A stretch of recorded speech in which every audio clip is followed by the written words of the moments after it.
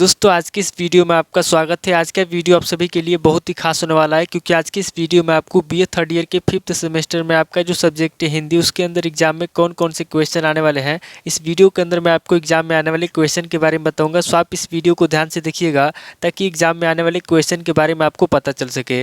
और जो भी स्टूडेंट बीए थर्ड ईयर के अंदर है, जिनका 5th सेमेस्टर के एग्जाम चल रहा है या फिर 5th सेमेस्टर के एग्जाम होने वाला है, वो लोग कमेंट करके जरूर बताएं कि नेक्स्ट क्वेश्चन पेपर उनको किस सब्जेक्ट के ऊपर चाहिए, ताकि आपके कमेंट के अनुसार मैं आपको क्वेश्चन पेपर दे सकूं। तो ये बिना किसी देरी के हम लोग शुरू करते हैं और हिंदी के अंदर एग्जाम में जो भी क्वेश्चन आने वाले हैं उन आने वाले क्वेश्चन के बारे में जानते हैं।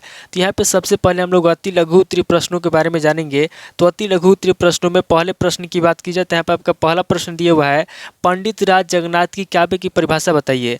पहला क्वेश्चन कह रहा है जो पंडित राज जगन्नाथ है, यहाँ पे आपको पंडित राज जगन्नाथ की काव्य की परिभाषा बताना है। अब पहली क्वेश्चन की बात की जाए तो यहाँ पे आपका दूसरा क्वेश्चन दिया हुआ है, अलंकार संबंधी मूल स्थापनाएं बताइए। दूसरा क्वेश्चन कर रहा है जो अलंकार संबंधी मूल स्थापनाएं हैं, यहाँ पे आपको अलंकार संबंधी मूल स्थापनाएं बताना है।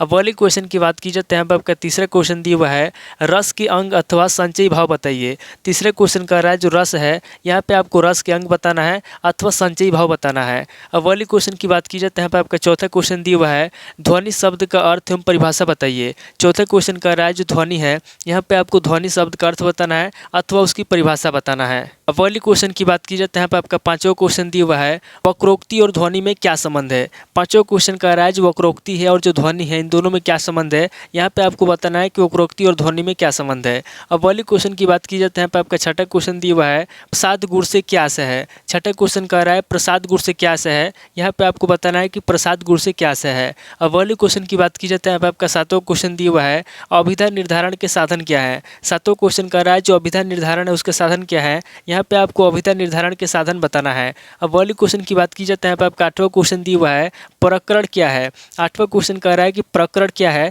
यहाँ पे आपको प्रकरण के बारे में बताना है। अब पहले क्वेश्चन की बात की जाए तो यहाँ पे आपका नवा क्वेश्चन दिया हुआ है, अरस्तु का त्रासदी विरेचन कीजिए। नवा क्वेश्चन कह रहा है जो अरस्तु है, यहाँ पे आपको अरस्तु का त्रासदी विरेचन करना है। अगले क्वेश्चन की बात की जाए तो यहाँ पे आपका 10वां क्वेश्चन दिया हुआ है, कल्पना सिद्धांत का उल्लेख कीजिए। 10वां क्वेश्चन कह रहा है जो कल्पना सिद्धांत है, यहाँ पे आपको कल्पना सिद्धांत के बारे में बताना है और कल्पना सिद्धांत का उल्लेख करना है। अब पहले क्वेश्चन की बात की जाए तो यहाँ पे आपका 11वां क्वेश्चन दिया हुआ है, कला का प्रयोजन समर्पण है, स्पष्ट कीजिए। 11वां क्वेश्चन कह रहा है जो कला है, कह रहा है कि कला का प्रयोजन समर्पण है, इसको आपको स्पष्ट करना है। अब पहले क्वेश्चन की बात की जाए तो यहाँ पे आपका 12वां क्वेश्चन दिया हुआ है, इलियट के अनुसार समीक्षा के गुण बताइए। 12वां क्वेश्चन कह रहा है जो इलियट है, यहाँ पे आपको इलियट के अनुसार समीक्षा के गुण बताना है। अब पहले क्वेश्चन की बात की जाए तो यहाँ पे आपका 13वां क्वेश्चन दिया हुआ है, स्वच्छंदतावाद की परिभाषा दीजिए। 13वां क्वेश्चन कह रहा है जो स्वच्छंदतावाद है, यहाँ पे आपको स्वच्छंदतावाद की परिभाषा देना है। अब पहले क्वेश्चन की बात की जाए तो यहाँ पे आपका 14वां क्वेश्चन दिया हुआ है, अस्तित्ववाद के प्रमुख विचारक कौन है। 14वां क्वेश्चन कह रहा है जो अस्तित्ववाद है, यहाँ पे आपको बताना है कि अस्तित्ववाद के प्रमुख विचारक कौन है। अब पहले क्वेश्चन की बात की जाए तो यहाँ पे आपका 15वां क्वेश्चन दिया हुआ है, पाश्चात्य समीक्षकों के नाम लिखिए। 15वां क्वेश्चन कह रहा है जो पाश्चात्य समीक्षक है, यहाँ पे आपको पाश्चात्य समीक्षक के नाम लिखना है। तो टोटल आपके 15 क्वेश्चन होंगे जब से अति लघु उत्तरीय प्रश्न में पूछे जाएंगे। अब आगे हम लोग लघु उत्तरीय प्रश्नों के बारे में जानेंगे। तो यहाँ पे लघु उत्तरीय प्रश्नों में पहले प्रश्न की बात की जाए तो यहाँ पे आपका पहला प्रश्न दिया हुआ है, टिप्पणी काव्य लक्षण बताइए। पहला क्वेश्चन कह रहा है जो टिप्पणी काव्य लक्षण है, यहाँ पे आपको टिप्पणी काव्य लक्षण के बारे में बताना है। अब पहले क्वेश्चन की बात की जाए तो यहाँ पे आपका दूसरा क्वेश्चन दिया हुआ है, रूपक अलंकार किसे कहते हैं, रूपक अलंकार के भेद बताइए। दूसरा क्वेश्चन कह रहा है कि रूपक अलंकार किसे कहते हैं, यहाँ पे आपको सबसे पहले रूपक अलंकार के बारे में बताना है, उसके बाद आगे आपको रूपक अलंकार के भेद बताना है। अब पहले क्वेश्चन की बात की जाए तो यहाँ पे आपका तीसरा क्वेश्चन दिया हुआ है, रीति की अवधारणा स्पष्ट कीजिए। तीसरा क्वेश्चन कह रहा है जो रीति है, यहाँ पे आपको रीति की अवधारणा स्पष्ट करना है। अब पहले क्वेश्चन की बात की जाए तो यहाँ पे आपका चौथा क्वेश्चन दिया हुआ है, संचारी भाव किसे कहते हैं। चौथा क्वेश्चन कह रहा है कि संचारी भाव किसे कहते हैं, यहाँ पे आपको संचारी भाव के बारे में बताना है। अब पहले क्वेश्चन की बात की जाए तो यहाँ पे आपका पांचवा क्वेश्चन दिया हुआ है, क्षेमेंद्र के अनुसार औचित्य सिद्धांत क्या है, संक्षिप्त विवेचन कीजिए। पांचवा क्वेश्चन कह रहा है जो क्षेमेंद्र है, यहाँ पे आपको बताना है कि क्षेमेंद्र के अनुसार औचित्य सिद्धांत क्या है, यानी कि यहाँ पे आपको क्षेमेंद्र के औचित्य सिद्धांत के बारे में बताना है, उसके बाद आगे आपको इसकी संक्षिप्त विवेचना करना है। अब पहले क्वेश्चन की बात की जाए तो यहाँ पे आपका छठा क्वेश्चन दिया हुआ है, माधुर्य किसे कहते हैं। छठा क्वेश्चन कह रहा है कि माधुर्य किसे कहते हैं, यहाँ पे आपको माधुर्य के बारे में बताना है। अब पहले क्वेश्चन की बात की जाए तो यहाँ पे आपका सातवां क्वेश्चन दिया हुआ है, काव्य शास्त्र में व्यंजना क्या है। सातवां क्वेश्चन कह रहा है जो काव्य शास्त्र है, यहाँ पे आपको बताना है कि काव्य शास्त्र में व्यंजना क्या है।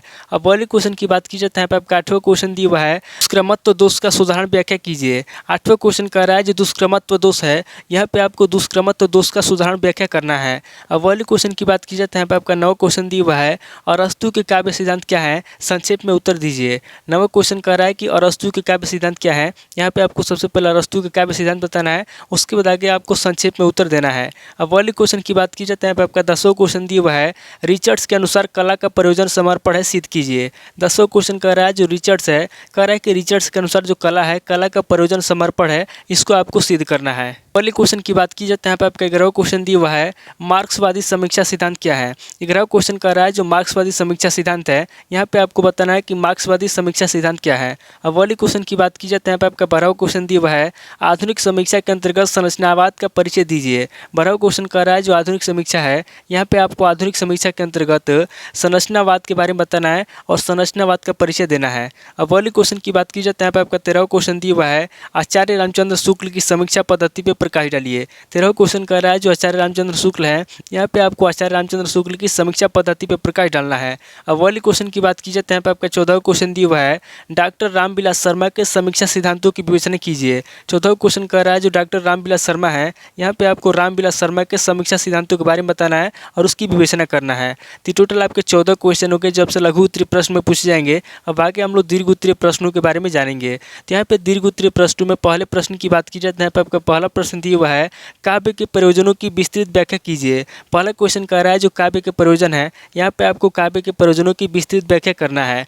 अब पहले क्वेश्चन की बात की जाए तो यहाँ पे आपका दूसरा क्वेश्चन दिया हुआ है अलंकार की शब्द मान्यताओं का उल्लेख कीजिए। दूसरा क्वेश्चन कह रहा है जो अलंकार की मान्यता है यहाँ पे आपको अलंकार की शब्द मान्यताओं का उल्लेख करना है। अब पहले क्वेश्चन की बात की जाए तो यहाँ पे आपका तीसरा क्वेश्चन दिया हुआ है रस सिद्धांत के दो प्रमुख आचार्यों की मान्यताओं का उल्लेख कीजिए। तीसरा क्वेश्चन कर रहा है जो रस सिद्धांत है यहाँ पे आपको रस सिद्धांत के दो प्रमुख आचार्यों की मान्यताओं के बारे में बताना है और आचार्यों की मान्यताओं का उल्लेख करना है। अब अगले क्वेश्चन की बात की जाए तो यहाँ पे आपका चौथा क्वेश्चन दिया हुआ है वक्रोक्ति संप्रदाय का परिचय देते हुए उसका महत्व स्पष्ट कीजिए। चौथा क्वेश्चन कह रहा है जो वक्रोक्ति संप्रदाय है यहाँ पे आपको सबसे पहले वक्रोक्ति संप्रदाय का परिचय देना है और परिचय देते हुए उसका महत्व स्पष्ट करना है। अब अगले क्वेश्चन की बात की जाए तो यहाँ पे आपका पांचवा क्वेश्चन दिया हुआ है शब्द शक्ति के अर्थ को स्पष्ट करते हुए उसके भेदों का निरूपण कीजिए।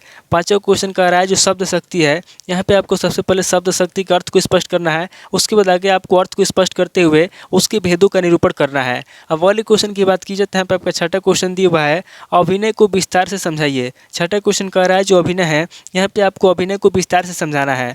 अब अगले क्वेश्चन की बात की जाए तो यहाँ पे आपका सातवां क्वेश्चन दिया हुआ है अरस्तु के विरेचन सिद्धांत का परिचय दीजिए और उसकी भारतीय रस की अनंतवादी दृष्टि से तुलना कीजिए। सातवां क्वेश्चन कह रहा है जो अरस्तु है यहाँ पे आपको अरस्तु के विरेचन सिद्धांत का परिचय देना है, उसके बाद आगे आपको उसकी भारतीय रस की अनंतवादी दृष्टि से तुलना करना है।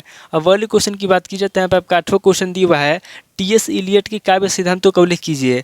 आठवां क्वेश्चन कह रहा है जो टी.एस. इलियट है यहाँ पे आपको टी.एस. इलियट के काव्य सिद्धांतों का उल्लेख करना है। अब अगले क्वेश्चन की बात की जाए तो यहाँ पे आपका नवा क्वेश्चन दिया हुआ है स्वच्छंदतावाद पर एक समीक्षात्मक निबंध लिखिए। नवा क्वेश्चन कह रहा है जो स्वच्छंदतावाद है यहाँ पे आपको स्वच्छंदतावाद पर समीक्षात्मक निबंध लिखना है।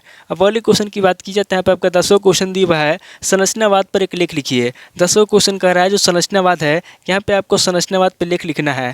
अब अगले क्वेश्चन की बात की जाए तो यहाँ पे आपका 11वां क्वेश्चन दिया हुआ है साहित्य के उद्देश्य पर प्रेमचंद की आलोचनात्मक दृष्टि का वर्णन कीजिए। 11वां क्वेश्चन कह रहा है जो साहित्य के उद्देश्य है यहाँ पे आपको साहित्य के उद्देश्य पर प्रेमचंद की आलोचना करना है और आलोचनात्मक दृष्टि का वर्णन करना है। तो टोटल आपके 11 क्वेश्चन हो गए जब से दीर्घ उत्तरीय प्रश्न में पूछे जाएंगे। तो इस वीडियो के अंदर मैंने आपको अति लघु उत्तरीय प्रश्न, लघु उत्तरीय प्रश्न और दीर्घ उत्तरीय प्रश्न तीनों तरह के प्रश्नों के बारे में बता दिया। सो आप इन तीनों तरह के प्रश्नों को नोट कर लीजिए और किसी किताब से सीरीज से मिलाकर के याद कर लीजिए। तो दोस्तों आज इस वीडियो को मैं पे स्किप करता हूँ, मिलता हूँ आपसे नेक्स्ट वीडियो में। अगर आपको वीडियो अच्छा लगा तो वीडियो को लाइक कीजिए, शेयर कीजिए और कमेंट करके बताइए कि आपको नेक्स्ट वीडियो किस टॉपिक ऊपर चाहिए। थैंक यू दोस्तों।